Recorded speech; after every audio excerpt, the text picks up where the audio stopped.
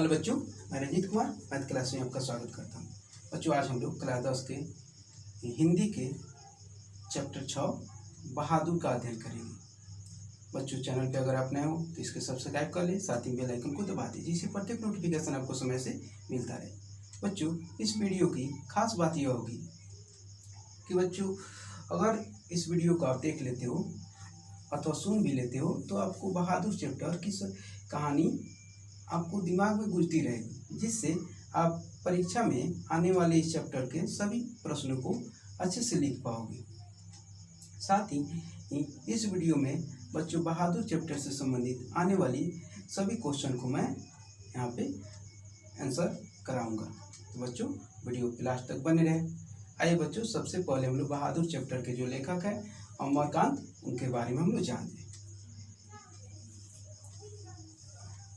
अमरकांत का जन्म उत्तर प्रदेश के बलिया जिले के नगर गांव में 1925 ईस्वी में हुआ था।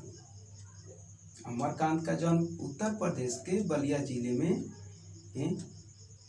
नगरा गांव में 1925 ईस्वी में हुआ था। वे हाई स्कूल की शिक्षा बलिया से ही पाए। साथ ही स्वतंत्रता संग्राम में हाथ बटाने के कारण 1946 में सतीश चंद्र कॉलेज बलिया से इंटरमीडिएट किया और उसके बाद इलाहाबाद विश्वविद्यालय से बीए की परीक्षा पास की।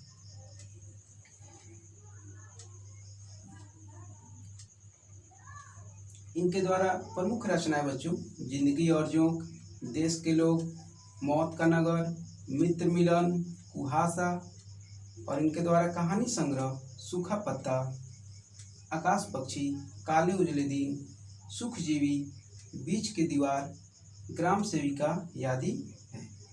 तो बच्चों, इनके द्वारा जो लिखी गई पुस्तक है उसको ध्यान से रखें, क्योंकि ऑब्जेक्टिव में आपके द्वारा एग्जाम में आपसे पूछा जा सकता है। बच्चों, आइए हम लोग पाठ के सारांश को जाने, यानी कि जो बहादुर की चैप्टर में का मुख्य बिंदु है, कहने मतलब कहानी, उसको हम लोग ध्यान से सुने। बच्चों, इसके ऑडियो को भी अगर आप सुन लेते हो तो भी आपको बहादुर की मतलब चैप्टर की जो कहानी है उसको समझ पाओ। तो बच्चों, गौर से इसको ध्यान से सुनिए। एक दिन लेखक ने 12-13 वर्ष की उम्र के ठिगना, चपकट शरीर, गोरे रंग तथा चपटा मुंह वाले लड़के को देखा। एक दिन की बात है कि लेखक क्या कर रहे हैं, 13 वर्ष की उम्र के जो ठिगना था, साथ ही चपकट शरीर था और गोरे रंग चपटा मुंह वाले लड़के को देख रहे हैं। वह सफ़ेद नेक और आधी बाह की सफ़ेद कमीज और भूरे रंग का जूता पहने हुए स्काउटों की तरह गले में रुमाल बांधा था। परिवार के सभी सदस्य उसको गौर से देख रहे थे। लेखक को नौकर रखना अति आवश्यक हो गया था, क्योंकि उनके भाई तथा रिश्तेदारों के घर नौकर थे।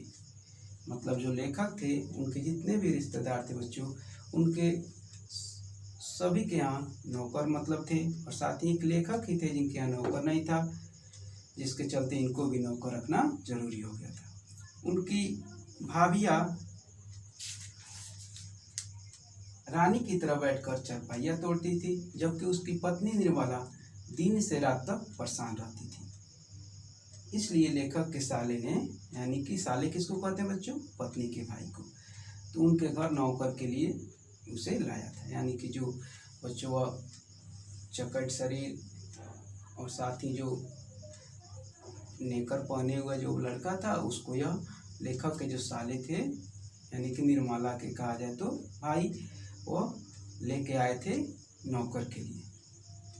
वह नेपाल तथा बिहार के सीमा पर रहता था। यानी कि जो उसका परिचय दिया जा रहा है वो बच्चे का, कि वह नेपाल तथा बिहार के सीमा पर रहता था।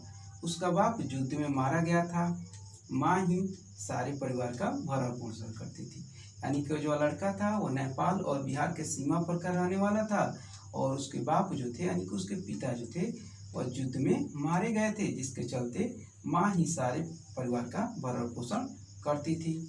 वह घुसैल स्वभाव की थी। यानी कि जो उसकी माँ थी उस लड़के की, वह काफ़ी घुसैल स्वभाव की थी। वह चाहती थी कि उसका बेटा घर के काम में हाथ बटाए, किंतु काम करने के नाम पर वह जंगलों में भाग जाता था, जिसके कारण माँ उसे मारती थी। मतलब जब उसके पिता युद्ध में मारे गए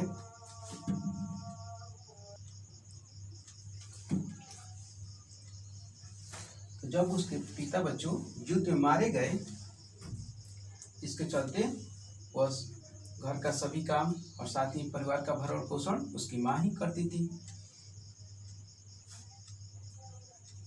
एक दिन की बात है,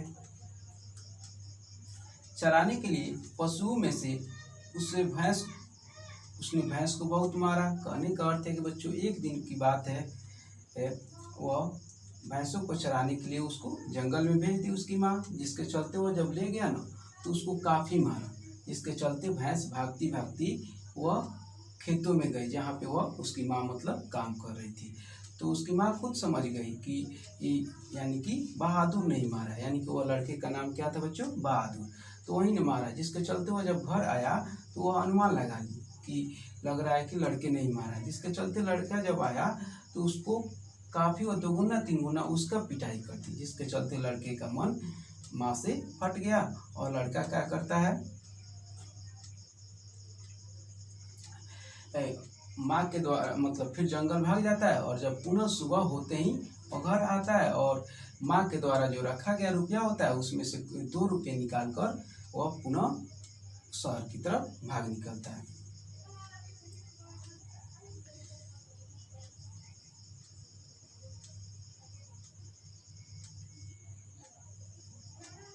लेखक ने उसका नाम पूछा तो बच्चों लेखक पहले ही बताया, लेखक वो अपना नाम क्या बताया, दिल बहादुर।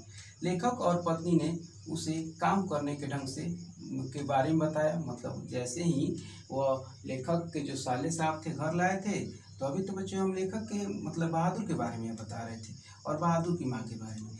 और जब यह घर आ गया था, यानी कि लेखक के जो पत्नी थी, वह नौकर उसको रखने का मन था, जिसके चलते यह लेके आया था उसका भाई। और जब यह आया तो यहाँ पे यह इसका नाम पूछा गया तो अपना नाम बताया दिल बहादुर। तो लेखक और उसकी पत्नी ने काम करने के ढंग के बारे में बताया, यानी कि जो घर के काम होते थे उसके बारे में उसको समझा दिया। साथ ही मीठे वचनों से उसको दिल का भर दिया और अब उसका नाम दिल बहादुर से बहादुर रख दिया। कहने का अर्थ के बच्चों एक तरह से दिल बहादुर नाम देखा जाए तो काफ़ी बड़ा था, इसके चलते निर्मला ने क्या किया, उसको बहादुर कह के पुकारने लगा। ठीक है।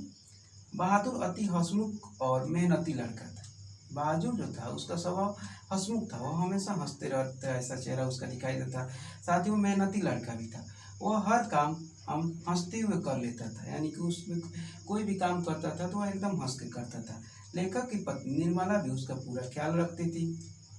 उसकी वजह से घर का उत्साहपूर्ण वातावरण था, यानी कि जब यहाँ पे काम करने लगा, जिसके चलते घर में हंसी का माहौल बन गया, सभी लोग खुश रहने लगे।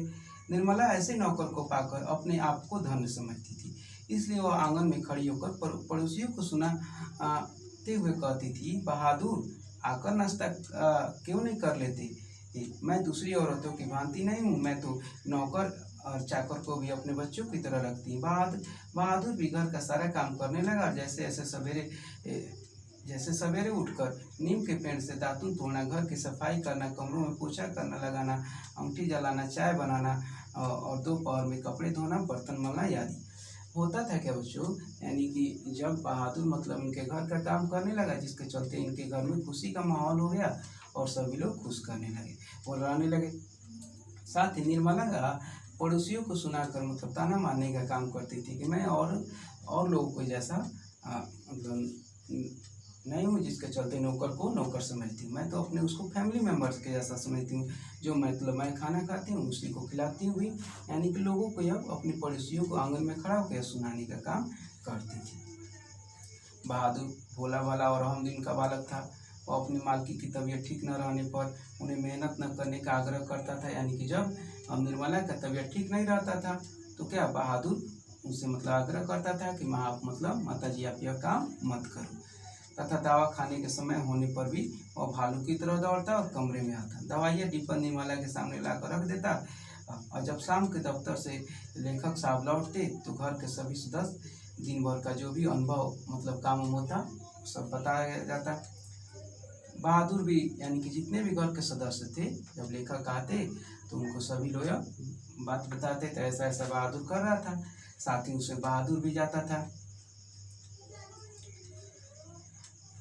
और कहता था कि बाबूजी आज बहन की सहेली आई थी, भैया सिनेमा देखने गया था, आदि तरह तरह की मतलब जो भी बातें होता था घर में वो सब बताया करता था। निर्मला जब उसके माँ के बारे में पूछती है जो कि तुझे माँ की याद नहीं आती, तो उस पर बहादुर अपना जवाब देता है कि माँ मुझे बहुत पीटती है। इसके चलते मतलब आपको पहले भी बताया गया था कि वह जब भैंस चराने के लिए मतलब उसको भेजी थी, जिसके चलते वह भैंस को काफ़ी मारा और वो उसका अनुमान करके उसकी माँ ने उसको काफ़ी ज़्यादा पिटाई कर दिया। इसके चलते बहादुर का अपने माँ से मन फट गया था। उसी के चलते बहादुर क्या किया, अपने घर से भाग निकला। लेकिन जब यहाँ पे निर्मला के द्वारा बहादुर से पूछा जा मतलब जब निर्मला बहादुर से पूछती है तो बच्चों यहाँ पे कह भी रहा है कि माँ की तो याद आती है, लेकिन वो खुद कह रहा है कि वो काफ़ी पीटती है, जिसके चलते वह वहाँ पे जाना नहीं चाहता है। लेकिन वह पैसे भेजने के संबंध में अगर बात करता है तो वो खुद कहता है कि माँ बाप को कर्ज तो जन्म भर बना रहता है। इससे स्पष्ट होता है कि वह मस्त एवं नेक इंसान था। तो बच्चों उसका तो दिल खुद नरम था, साथ ही हंसमुख लड़का भी था। उसकी मस्ती का पता तब चलता है जब रात का काम समाप्त करने के बाद वह बच्चों बांस की पाटी वाली खटिया पर यानी कि बिस्तर बिछाकर बैठ जाता है और नेपाली टोपी पहनकर आईने की बंदर की तरह देखता रहता है और साथ ही धीमे स्वर में पहाड़ी गानों से गुनगुनाया हुआ रहता है। उसके गीत को सुनकर लेखक को लगता है कि जैसे पहाड़ की निर्जनता से कोई बिछड़े हुए साथी को बुला रहा है। इस प्रकार घर के सदस्यों का जीवन क्या हो रहा था, मजे में बच्चों बीत रहा था। कहने का अर्थ कि बच्चों घर पे नौकर आ गया था और नौकर आ जाने से सभी लोग को यहाँ पे आलस का अति हो गया था। अब लेखक किसी से सीधे मुंह बात नहीं करते थे, यानी कि इनको अपना बड़प्पन दिखाई दे रहा था। पति पत्नी दोनों शान से कहा करते थे, जिनके पास कलेजा होगा वहीं आजकल का नौकर रख सकता है। बहादुर की वजह से घर के लोग आलसी हो गए, मामूली काम करने के लिए बहादुर को पुकारने लगे। कोई भी काम होता था तो बहादुर को तुरंत पुकारा करते थे। बड़ा लड़का किशोर अपने सारे काम बहादुर को सौंप देता था, यानी कि जो भी उसका काम होता था वह बहादुर से ही करवाता था। वह नौकर को बड़े अनुशासन में रखना चाहता था। जो बच्चों लेखक का जो लड़का था किशोर, तो वह बहादुर को अनुशासन में रखना चाहता था, डिसिप्लिन में। इसलिए काम की कोई गड़बड़ी उसमें होता था तो काफ़ी गालियाँ देता था और साथ ही उसे मतलब पिटाई भी करता था। समय इसी तरह बीत रहा था। अब बहादुर को नौकर की दृष्टि से धीरे धीरे देखा जाने लगा। मतलब होता गया एक समय धीरे धीरे बीतते जा रहा था, जिसके चलते अभी लोग बहादुर को फैमिली मेम्बर से अपना हो गया और धीरे धीरे उसको नौकर की दृष्टि से दिखाता था। क्योंकि निर्मला भी मतलब मोहल्ले में जाती थी, साथ ही तरह तरह के औरतों से अपना बातें सुनती थी कि नौकर को अपना रोटी उसको बनाने को दो, तुम पतला रोटी खिलाओगे तो उसका भी मन बढ़ जाएगा। जिसके चलते अब धीरे धीरे इसके बात में मतलब लोगों की बात इसके दिल में बैठ गई थी, जिसके चलते उससे अब खुद अपना रोटी पकाने को कहती है, यानी कि अब उसको साथ नौकर का व्यवहार होने लग रहा है। जब वो रोटी बनाने से इनकार कर देता है तो निर्मला भी उससे काफ़ी मतलब क्या करती है, मारती भी है। इतना ही नहीं, कभी कभी उसे ये गलतियाँ होने लगती है, मतलब जिसके काफ़ी लोग पिटाई के चलते उससे कभी कभी गलतियाँ भी होने लगती है। लेखक यह सब कुछ कर चुप रहता है कि नौकर चाकर और का मारपीट होना स्वाभाविक है, क्योंकि लेखक बच्चों यहाँ पे क्या है, गार्जियन है, कहने मतलब घर के गार्जियन है, तो वो थोड़ा गंभीर हो जा रहे हैं। इसी बीच एक दूसरी घटना समझ आती है। मतलब हो रहा है कि समय बीतते जा रहा है, तभी एक तो इधर बहादुर की पिटाई होने लगती है, तभी एक और अचानक घटना घटने लगती है। लेखक के घर एक रिश्तेदार आते हैं और भोजन के लिए रोहू मछली और देहरादूनी चावल मंगाया जाता है। किसी के घर बच्चों जब कोई आता है तो थोड़ा सा पकवान अच्छा बनबे करता है, तो उसी तरह लेखक के घर भी बच्चों जब रिश्तेदार आते हैं तो उनके यहाँ भी रोहू मछली और देहरादूनी चावल मंगाया जाता है। नाश्ता पानी के बाद बातचीत की जली भी छाने लगी, यानी कि इधर उधर की बातें होने लगी। अचानक उस रिश्तेदार की पत्नी के रुपये गुम हो जाते हैं। खाने का तो खोइचा में बांध के लाई रहती रुपये, जिसके चलते वक्त उसका रुपया गुम हो जाता है। अचानक उस रिश्तेदार की पत्नी के रुपये गुम होने की बात कहकर घर में भूचाल पैदा हो जाता है। अब वो कहती है कि मैं अपने रुपया यहीं पे रखी हूँ, जिसके चलते अब लगता है कि रुपया कोई इसका चोरी कर लिया, जिसके चलते वो चारों तरफ सभी लोग बेचैन हो जाते हैं। और बात कितने बच्चों, 11 रुपये की। और लास्ट में अंतिम में दोस्त किस पे जाता है, तो बहादुर पे जाता है। बहादुर के सिर दोष मतलब चढ़ा दिया जाता है। लेखक को विश्वास नहीं होता है कि मतलब बहादुर रुपया वुपया चुराया होगा, क्योंकि बहादुर ने जब भी कभी पैसे इधर उधर देखे हैं तो उठाकर निर्मला को हाथ में दे दिए हैं। यानी कि वो घर में इतने दिनों से काम कर रहा था और साथ ही कहीं पे भी पैसा गिरा रहता था, उसको देखकर वह उठा के क्या करता था, लेखक की पत्नी यानी निर्मला को दे देता था। लेखक किंतु रिश्तेदार के यह कहने पर नौकर चाकर चोर होते हैं और लेखक ने उससे भी बड़े शहर में पूछ बैठे हैं, लेकिन बार बार वह जो भी दोस्त थी मतलब जो रिश्तेदार इनके थी वह दोस्त बहादुर पे लगा रही, जिसके चलते होता है क्या, लेखक भी उनकी बातों में आ जाते हैं और उससे गुस्से होकर पूछते हैं कि तुमने लिया या रुपये कि नहीं, और साथ ही उसको एक चट्टा जोड़ भी देते हैं। बहादुर का मुंह इससे क्या होता है, काला पड़ जाता है। लेखक ने उसके गाल पे एक तमाचा जब जोड़ दिया, उसकी आंखों में आंसू आने लगते हैं और रिश्तेदार साहब बहादुर का हाथ पकड़कर दरवाजा के घसीट कर ले जाते हैं बाहर कि पुलिस को देने जा रहे हैं। फिर उसने पैसे लेने की बात स्वीकार नहीं की तो निर्मला भी अपना रोब जमाने के लिए 2-4 चम्मचे जोड़ देते हैं। यानी कि फिर बार बार कहने पर भी बाहर अंदर लाने के मतलब बार बार बाहर ले जाए, फिर पुलिस को धमकी देना, इतना कहने के फलस्वरूप भी वह क्या है, बहादुर स्वीकार जब नहीं कर रहा है तो यहाँ पे निर्मला भी उसको 2-3 चट्टा और जोड़ देती है। इस घटना के बाद बहादुर काफ़ी डांट मार खाने लगा और साथ ही बहादुर को भी अंदर अब डर बैठ जा रहा है। किशोर उसकी जान के पीछे ही पड़ गया था और इधर किशोर तो पता नहीं अपना वह उसके पीछे हाथ धो के पड़ जा रहा है। जो भी अपना साइकिल हो, जूता हो, जो भी साफ कराना हो, यानी कि जो भी काम उसको समय से पहले उसको एकदम तैयार चाहिए। यानी कि जब वह जाने के लिए रेडी हो तो वह अब उसका साइकिल और साथ ही उसका जूता रेडी होना चाहिए। बहादुर एक दिन की बात है कि वह सिलवट्टा लेके जा रहा है, तब तक वो गिर जा रहा है, जिसके चलते वो फूट जा रहा है।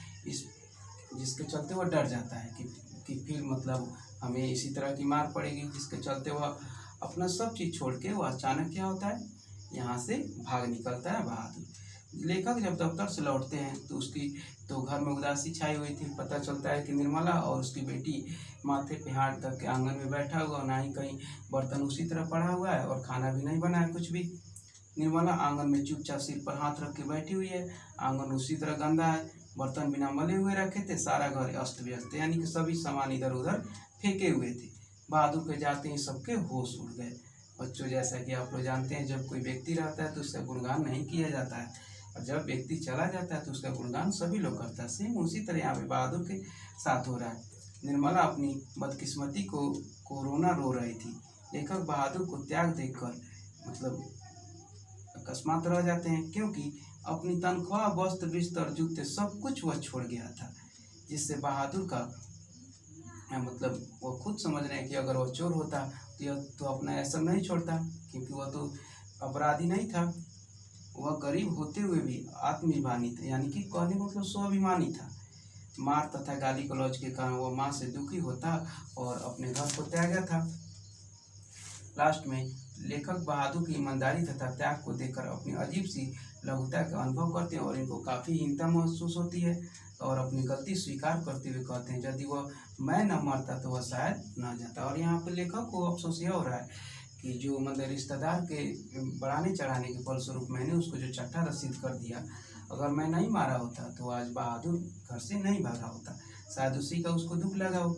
और यह अपनी गलती को अफसोस कर रहे हैं कौन, लेखक। यहाँ पे किशोर भी अपनी भूल महसूस करता कि अम्मा एक बार भी अगर वो बहादुर मुझे मिल जाता, साथ ही मैं पूरे शहर को छान मारा था कि मिल जाता तो मैं उसे माफ़ी मांगता और साथ ही गले लगाता। लेखक को महसूस होने लगा कि जब कोई व्यक्ति अपनी मानवता को त्याग देता है और झूठी शान बालू के भीतर की तरह रह जाती है और हाथ में मलने के सिवा कुछ शेष नहीं रह जाता है। कहने का अर्थ बच्चों, यहाँ पे बहादुर के बारे में बात किया जाए तो बहादुर एक स्वाभिमानी बालक था, जो कि यहाँ पे खुद आप देखते हो कहानी में कि जब किशोर ने गाली देखते वक्त उसके बाप का नाम का इस्तेमाल कर देता है, जिसके चलते वह और भी गुस्सा हो जाता है। तो यही बच्चों कहने का अर्थ बहादुर कहानी का सारांश था। अगर बच्चों आप ध्यान से सुने हो तो बहादुर कहानी आपको समझ में आ जाएगी। साथ ही आइए अब हम क्वेश्चन आंसर को सॉल्व करते हैं।